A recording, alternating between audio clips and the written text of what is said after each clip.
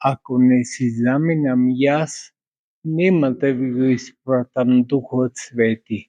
Затоа во полза и на апостолите и на христијаните воопшто е Христос да си замине од овој свет. А тоа го направи на вознесение, тој се вознесе при својот Отец и седна од десната страна на Негова. Секој од трите лица на Светата Тројца, браќа и сестри, има своја икономија или домострој. Во буквален превод од грчкиот збор икономија, словенскиот е домострој. Отец благословува, Синот се воплотува, а Духот Свети восовршува. Значи, се што останало несовршено, а многу работи останале несовршени, почнувајќи од нас. Духот Свети го восовршува во овој свет и станува совршено како што е нашиот Отец Небесен. Меѓутоа, потребно е да сакаме, потребно е да бараме, потребно е волјата наша да ја прилагодиме кон тоа восовршување. Што ако сака Господ, а не сакаме ние. Сака Духот Свети, а не сакаме ние да бидеме совршени. Се задоволуваме со некои минорни работи. Но Духот Свети е дојден во овој свет и нема да го напушти до крајот на светот и векот. Тој е сега помеѓу нас. Друго е тие што можеби не го гледаме, можеби некои се толку просветлени го гледаат. Ама повеќето не го гледаме Духот Свети, а тој е тука присутен. Тој е присутен кога ја совршуваме оваа тајна на сите тајни, Евхаристијата, зашто Господ ја совршува таа тајна, а не ние, свештениците или епископите.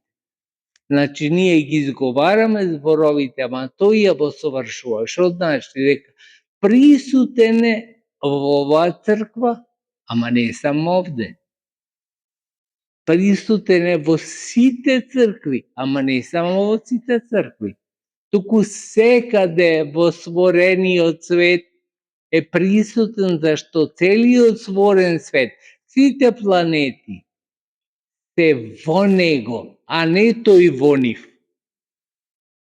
Каква е таа величина, само можеме да претпоставуваме. Кој може да го свати тоа, како овој цел створен свет, сите планети, сите созвездија и други планети што постојат и сите луѓе на нив, сите се во Духот Свети. Што значи таа е една необјаснива за нас величина. Е затоа толку почит му даваме на Духот Свети, зашто тој ја прави црквата совршена. Тој ја восовршува. Како што рековме, секого од нас го восовршува, го прави да биде совршен.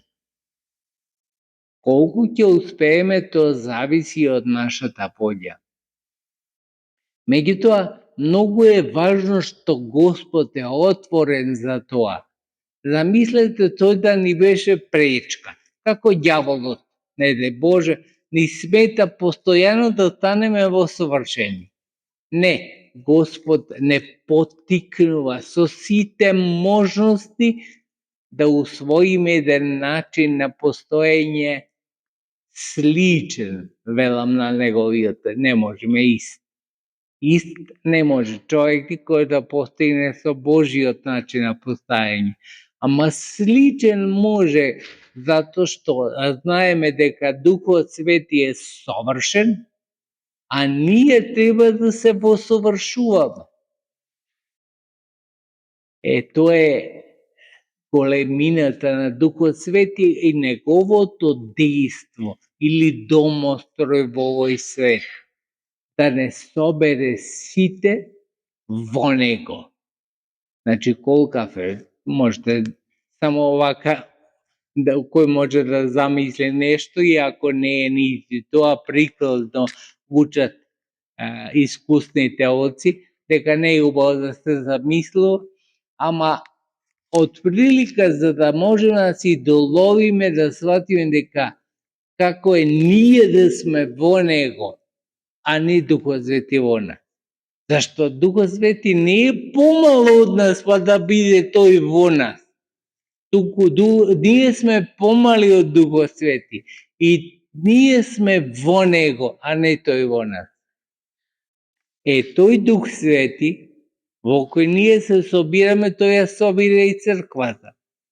Тој не разбуди се бајле порано, тој ни рече, абе доста е спиење, ајде оди во црквата, денес треба се прослави Светата Тројица, Духот Свети да се прослави, и ние тргнавме. Го послушавме, значи, важно е што го послушавме.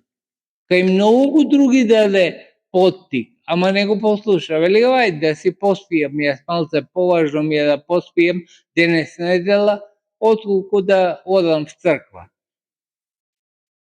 Ама тој не поттикна, тој си ја изврши својата работа. Зошто ја изврши? Зошто не ја заврши до крај да не донесе в црква? Затоа што ништо насилно не прави. Поттикот е битен. Кај разумен човек е поттикот најважен. Тој добива иницијатива, и иницијативата може да не е негова, туку Божија, ама тој треба да ја разработи и да ја истера до крај. Пак со помош на Духот Свети. Тој Дух Свети, браќа и сестри, не само што денеска не донесе во црква, туку денеска ја совршува Евхаристија, а ние сме само негови помагачи. Како на Мојсеј што му ги држеа рацете левата и десната за да не му паднат пред Господа, така ние во суштина не затоа што Духот Свети не може без нас, туку ние сме потпора затоа што сме одбрале совесно и свесно да бидеме потпора на Духот Свети, да совршуваме некои работи кои тој преку нас видливо сака да ги изврши. А тоа е ова служба, тоа е Евхаристијата. Значи, не само што не собра на Евхаристија, туку тој, Духот Свети, ќе ги претвори даровите кои ние ги носиме, леп и вино, од нашите раце, да станат тело и крв Христови, и ние да се причестиме со нив, и ние да станеме тело и крв Христови. Тогаш кога Господ е во нас, што дека некој е против нас? Односно, може да биде цел свет против нас, ама победата е загарантирана, затоа што Господ го победи овој свет, го победи преку неговото воскресение, а денес и преку испраќањето на Духот Свети. Духот Свети е мерата која треба да ја совладаме и да ја примиме во овој свет. Зашто ние веруваме дека Господ се роди, дека живееше со нас, дека беше распнат и воскресна. Меѓутоа, кој ни ја дава таа вера? Духот Свети. Зошто оне комшијата до нас што живее, а не го верува истото? Дека Христос е Богочовекот и дека тој го изврши делот на неговата спасителна дејност или економија. Не веруваат сите, затоа што го немаат Духот Свети. Не е дека Духот Свети не сака да биде, туку тие не прават дела за Духот Свети да пребива во нив. Затоа, браќа и сестри, денеска на празникот на духови, празникот кога Духот Свети слегува на секого, на цела црква. Замислете, вие апостолите не знаат да зборуваат на други јазици. Слушнавте во читањето на апостол, наеднаш продборуваат. Ќе рече човек, ма то приказни може да се. Приказни не се, затоа што потреба на црквата била тогаш да се разјасни, да се прошири евангелието на други јазици. Денес ако е потреба, ама многу помала, и затоа е потребен труд да се научи некој јазик. Ама тогаш Господ им го дал во вид на огнени јазици. Зошто се избрани метафоричен вид на огнени јазици? Затоа што во огнениот јазик има и светлина и топлина. Нешто што најбрзо, најефикасно во овој свет можеме да замислиме дека ја пренесува информација. Светлината е најбрзо нешто, а таа ја има во огнените јазици.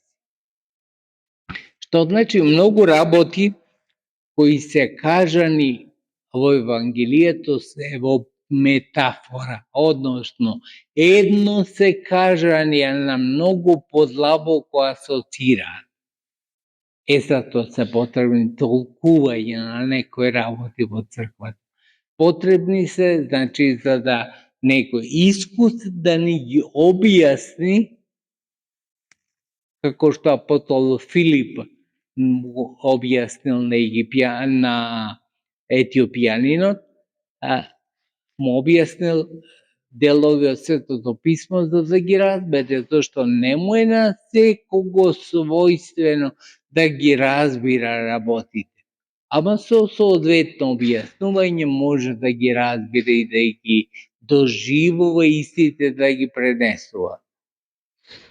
Ете, браќи и сестри, затоа го славиме Духот Свети, затоа го славиме Неговото присуство во овој свет.